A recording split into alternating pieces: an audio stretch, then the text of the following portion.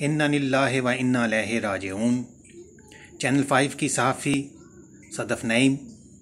अब दुनिया में नहीं रहीं। वो इमरान ख़ान का जो लॉन्ग मार्च है उसे कवरेज के लिए गई थी और बताया जा रहा है कि वो कंटेनर के साथ साथ जो है वो चल रही थी, लेकिन बाद में उन्होंने सोचा कि क्यों ना ऊपर जाकर इमरान ख़ान साहब का इंटरव्यू लिया जाए, तो इसी सिलसिले में ऊपर चढ़ने लगी थी और बताया जाता है कि वो उसी कंटेनर के नीचे आकर उनका पाँव जो है वो स्लिप हो गया, जिसकी वजह से वो गिर गई और उन्हें तिब्बी इमदाद तो दी गई लेकिन वो जान भर ना हो सकी। इंतहाई अफसोसनाक ख़बर है जी। अल्लाह ताला जो है वो इस जवान साल बच्ची की जो है वो मग़फ़रत फरमाए और इसे जन्नत फ़िरदौस में आला मकाम अता फरमाए।